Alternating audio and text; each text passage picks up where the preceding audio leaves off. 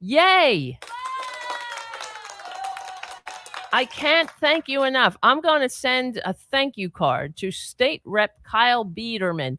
Get out. Please hurry up. What are you waiting for? Please. But I will. Oh, you know what? We were dancing in the streets when Biden finally won. We'll be dancing in the streets when you finally secede. Trust me.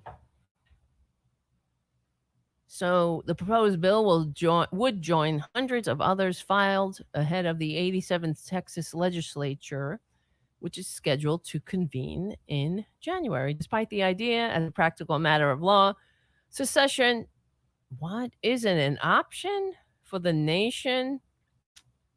No, why?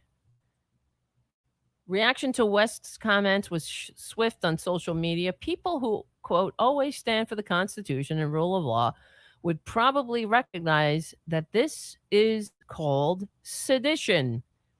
Oh, well, I'll forgive it if they get the fuck out. What most people would recognize by the name of treason, and is not only a felony, but qualifies you for immediate removal from office, wrote one commenter on Twitter. Well, that's too bad. I hear that guy. I hear him. But get lost anyway. We could come up with some kind of middle ground here. Get out. How's that? For the middle ground. Get out. Then I'll build a wall. I'll be all for the wall then. Really. We'll give you a bridge loan. We'll all you red states, all the blue states that pay for the red states to prop you red states up. We'll give you a bridge loan. A couple of years, we'll have open borders to a degree. We don't want any of your infestation coming up here. You know, the disease, the infestation. But then we got to cut the cord. You're going to have to learn to stand on your own 2 feet. For once. How else do you learn? Right? We gotta be tough. Have to learn to stand. Love. You'll only be dependent on us if we continue to enable you. Plus, it wouldn't be that bad if you had the manners, the maturity to just say thanks.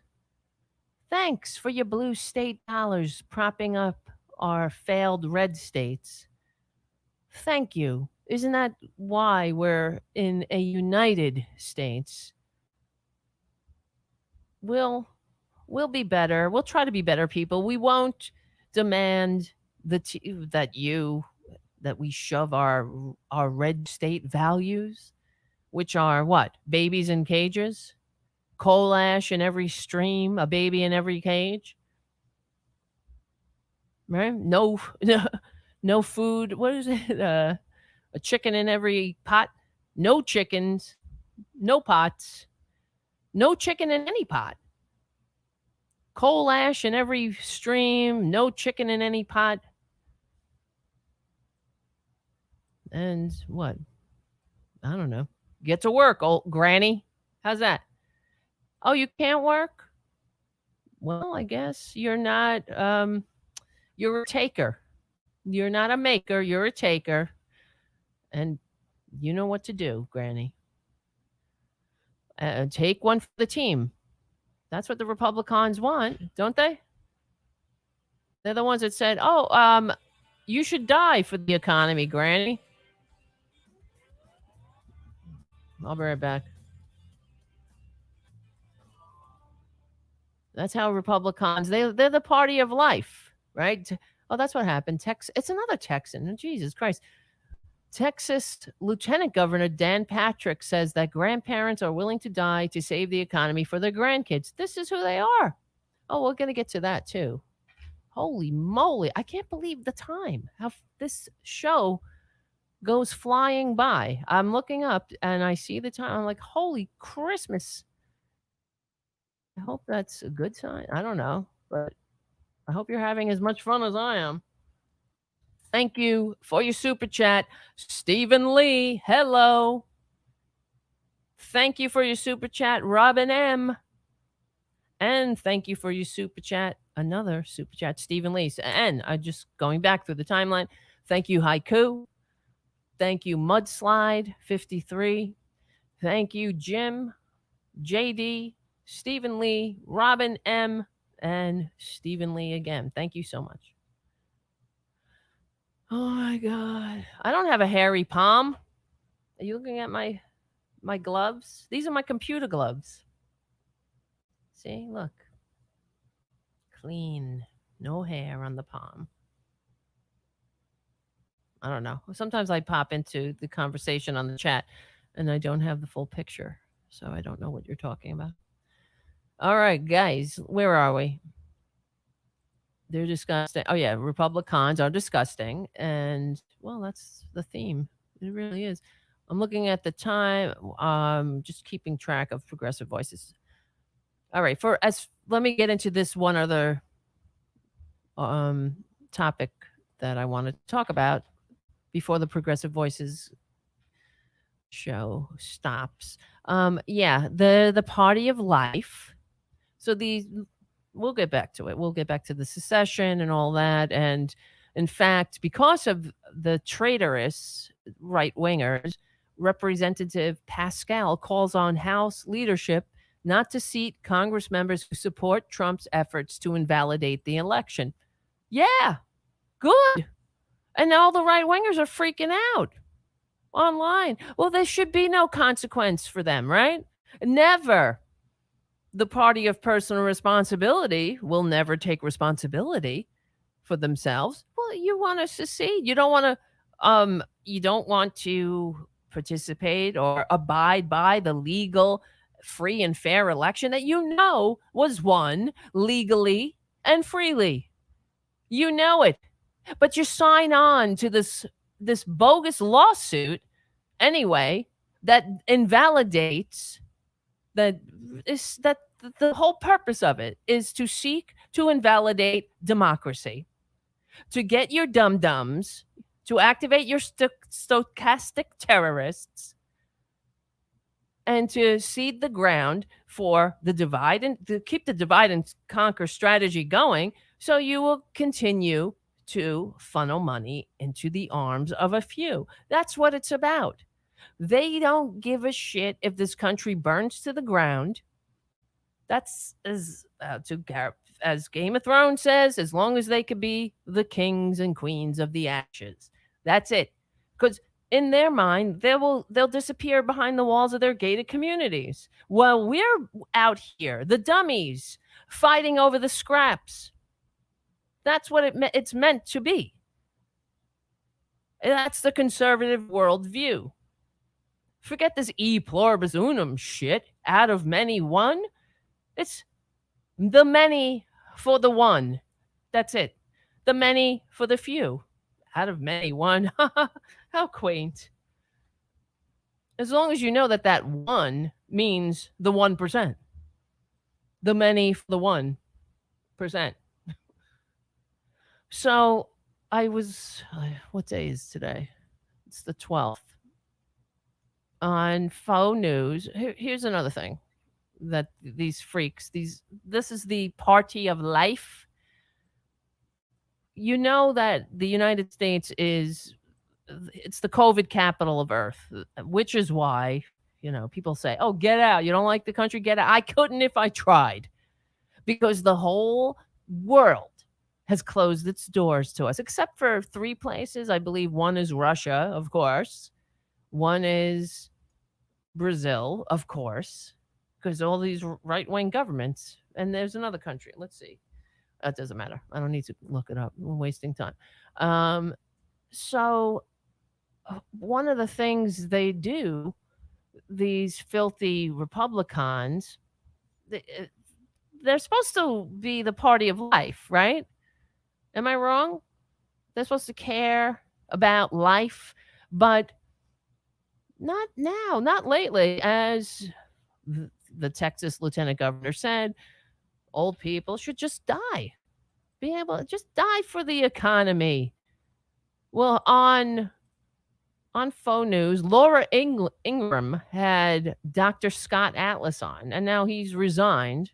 Another quack that Twitler saw on Fox News and gave him a job. Which that's why it's so refreshing, really. As much as I'm not for of course I am for Joe Biden metaphorically. You know what I mean? But he wasn't my first choice. I'm for democracy. I'm for pushing Joe Biden where it needs to go. We're fully aware of what we're dealing with, but it's nice to see people get jobs who aren't quacks that Joe Biden saw on reality television, even though I have opinions about them. But one thing you can say is they know what they're doing. They're not they're not the Mr. Pillow guy. You know what I mean? So here's Laura Ingram and Scott Atlas talking about one of the frames that the Republicans are putting forward, which is, what do we care? Not many people are dying. Don't worry about it. What if I told you that the true number of COVID cases in the U.S. may be orders of magnitude higher than what's been officially recorded? I love now, the CDC. The sense, the humor in her voice. Just a little bit of magnitude lower. Tell that to the corpses in the refrigerated trucks here in Queens. These people are disgusting. If it was one death, it would be too many. Right? I don't know. That's where I'm coming from. The estimates that only 1 in 7 COVID infections were actually counted between February and September. And the other thing is, with COVID, we don't know in the future.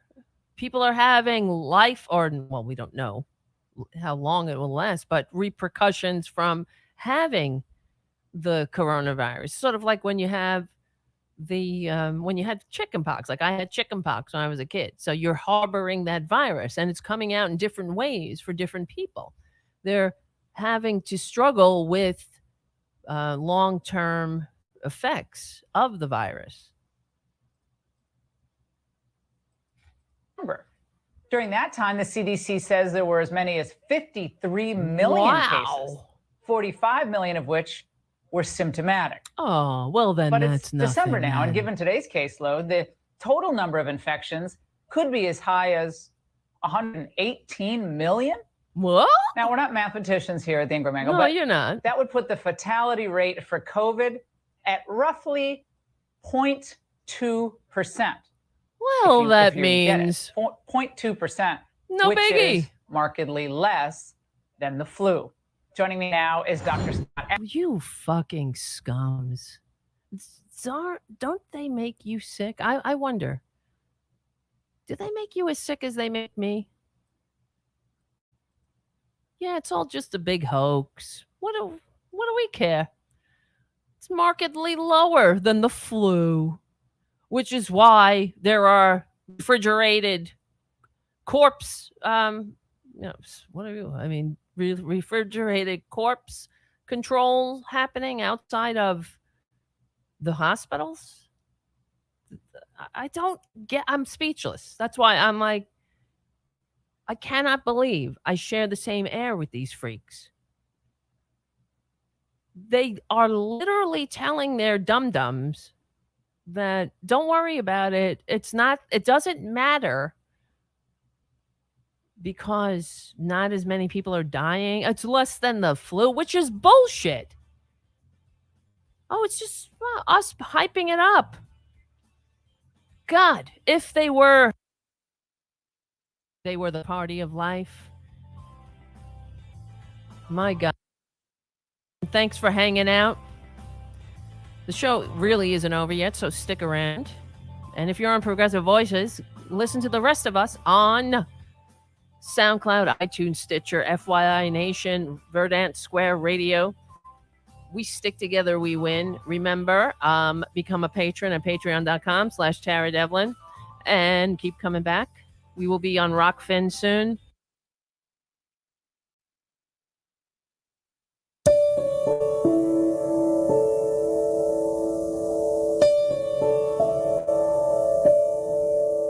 This is Peace Talks Radio, the series on peacemaking and nonviolent conflict resolution. I'm series producer Paul Ingalls, today with correspondent Sarah Holtz. And on this episode of Peace Talks Radio, we'll explore peacemaking strategies for law enforcement officers who are trying to respond to persistent calls from citizens to address repeated high-profile examples of excessive force. In the second half of the show, we'll pivot to a country that abolished its military entirely in the 1950s, Costa Rica. We'll learn about a community of Quaker war resistors from the United States who expatriated to a remote cloud forest in Costa Rica to evade America's military-industrial complex. So in these two highly distinct contexts, our correspondent Sarah Holtz will show us that conflict resolution actually bears a striking resemblance in both areas. We're going to begin with Scott Chereau, who specializes in crisis intervention training for police cadets and other law enforcement agents. Scott leverages his background as a trained actor to role-play high-pressure crisis scenarios. Sarah Holtz caught up with Scott online, and she began by asking him about the crisis intervention training that he had just finished. It went very, very well. I was very, very pleased. It was a 40-hour class, advanced crisis intervention training. So these were officers that had been on the street for a while. Most of them had been on for quite a while. And it was a very difficult scenario as a jumper off a bridge over I-40. We do 3 variations of each one, and each one had something to do with psychosis, mild psychosis, a little more severe, and then really severe psychosis.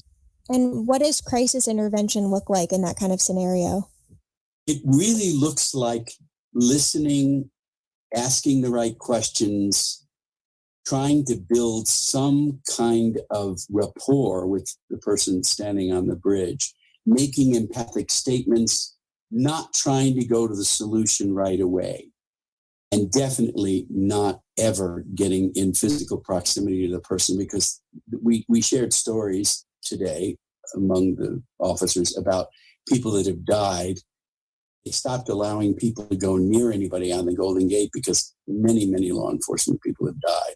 Those are the kinds of things that can happen. It can be very, very dangerous. You know, when you and I first spoke, I think you mentioned something about, you were dealing with a cadet. He was flagging or failing, and it was because there was something going on in his life. He had some of his own emotional baggage that was coming out in the crisis scenario that you presented. And I wonder if you could talk a little bit about how that happens. This can happen. It's not frequently, but it can happen. And what happens often is that something in the scenario is so real and pushes a real hot button issue or a PTSD occurrence because they've experienced that in their own lives. And self-disclosure is a very tricky thing. We warn people, you can self-disclose, but you have to do it judiciously. You can't let that self-disclosure take you off into your own emotional thing. So the most dramatic version of that was there's a role play I do for a demented person who is drunk and trying to bang on the door of his house that he built at 2 a.m. And the people living in the house call the police. This guy is banging on the door and screaming for Betty, right? That's the call. That's all they know. And when the cops come up, they immediately say, sir. And I'm like, what do you want? I didn't call the police. Sir, what are you doing? I'm trying to get Betty to open the damn door. This is my house. Sir, this is not your house. Probably not a good thing to say, but this is my house. I built this. On it goes, and I'm drunk on top of it. The guy had to do a timeout at one point because he got very emotional, and there are professionals there to help people. And we are also coached beforehand about something that might get in the way. And we will specifically not do scenarios with certain people that may be triggered by a rape or something like that. So that's definitely part of it too. But what happened with this gentleman was he stopped it for a timeout and he said, oh, okay, look, this is really, I can't, this is so hard. Look, my dad has Alzheimer's and I can have empathy. I can understand, like that. But this guy is so drunk. He's being such an idiot. I'm losing it. And the feedback that was given was so beautiful. We just said, can you imagine that your dad left the healthcare facility, snuck out, went to the old bar he used to hang in, and people bought him drinks and got him drunk. And then he walked over to his old house and tried to get in. The guy oh no, he started crying. He was like that. Oh, wow. I can't, all I have to do is be a human being, right? Yeah, that's all. Think about your dad being this person. We all pejoritize. We all look at somebody, the way they dress, the way they look. And you know what? This guy could be treat this guy like he's your dad, your daughter, your son, whatever this is, whatever's going on. It will help you. It seems like a difficult line because what you're trying to access in a lot of these cadets is empathy and compassion and being able to connect the scenario back to their own lived experiences. But at the same time, being a cadet or being an officer, you do have to compartmentalize, and you do have to, when you're on the force, you're doing your job. So what's that line between accessing your own emotions and backstory and, putting on the hat and doing the job? Where do you draw the line? I would say that the focus always needs to be on the other, because that's going to change the whole way that you proceed, right? If you're really there to help someone, to be honest, honesty is not as easy as it looks. If you're having trouble with something, if you're an officer and you're having trouble with something, you can excuse yourself and have your partner take up, say, excuse me a sec, I'm going to have my partner take over right now. Or if you've made a mistake, admit it right away. I'm really sorry. I didn't mean to say that. I can see that set you off, and it would make me angry too. I'm really sorry. Or something. In other words, what is really going on here? And if you definitely know before you even go out there that this is a really hot button issue for you, you might not want to take that call. But there's self-awareness that everybody has about those kinds of things, some more than others, right? Hot button issues don't go away. That's the sad thing. We just learn how to deal with them, right? We really do. We have to learn how to deal with them. I'm wondering what role, if any, implicit bias training plays in the kind of trainings that you do. Does that come up at all, implicit bias with regards to race and class and gender? It does frequently. And in fact, it is a very difficult thing to change. It's very difficult to change. I'm not going to candy coat this. I was doing a training on a roof. There were two role players, one on one side of the building and the other on the other. 9-hour day, very long day, with a knife, a jumper off the roof and so on.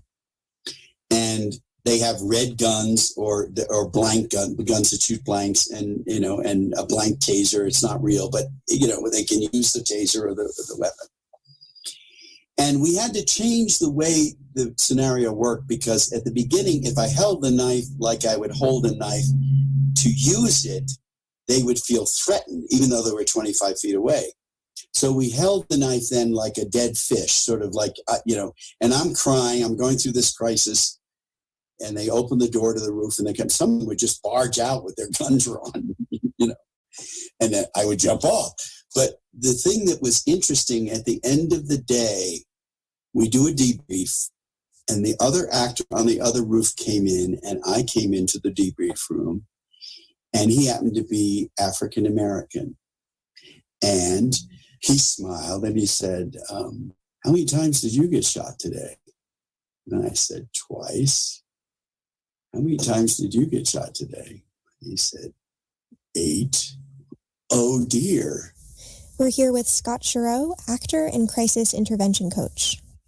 It seems to me that there's some issue too with perfectionism, with like, you can't make a mistake, even if it's the smallest mistake. If you can't make a mistake versus like, obviously there are small mistakes, like I shouldn't have said that.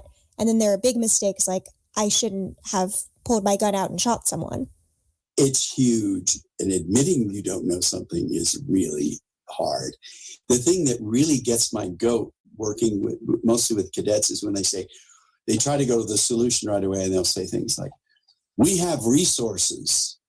And even the way they say it falls flat. Like, we have resources. What resources? Well, we have lots of people that can help you. Okay. And their numbers are, like, they don't know what the resources are, but we have them. And the way to deal with that simply is to say, I'm new at all this. I don't know what the resources are, but I am going to call my captain right now and get you a list or a website that you can go to with resources to help you with this problem. Honestly, you don't know, but you're going to do your damnedest to help find out where you can go with this problem. Yeah, it seems like you have to do this kind of interesting dance between, because, if you get to, feelings warm and fuzzy with it, then you get dismissed, but you can't be too militaristic either. So you kind of have to do this dance in between and find a middle ground there. Right. And key to that is really what my acting teacher at the Neighborhood Playhouse, I did 3 years of the professional program in the Neighborhood Playhouse in New York. And his whole definition of acting is living truthfully, moment to unanticipated moment in imaginary circumstances. And that's what makes this work powerful. You're living moment to moment truthfully, and what you say has to do with what they say and how they say. So it really is a dance. And if somebody is not on the same page, it's going to change. The whole thing is going to change. So Sandy Meisner, the head of the person that started all that, was brilliant in teaching that and getting people to understand that acting is not acting, it's reacting to what you're getting. So it takes two to tango. And that's a real important part of all of this. And the thing that I mentioned earlier is so important, the human being part. And it sounds like, oh, that's so easy. It's not. Because people want to solutionize. They want to get to the core. They want to solve the problem. What potential do you think these trainings have for, I guess you could call them lay people who aren't in law enforcement or in medicine? What value can we derive from your teachings? I'm so glad you asked that question, because I have segued again this training and what I do into training teachers, to training sales people, front desk people at hospitals, all kinds of people that need help with customer service, with dealing with the public, and even dealing in relationships with each other. So even in a relationship, in a family, in any situation that you're dealing with communicating, particularly with difficult subjects, using these techniques is very, very helpful. I statements, empathic statements, pauses. Wow, a pause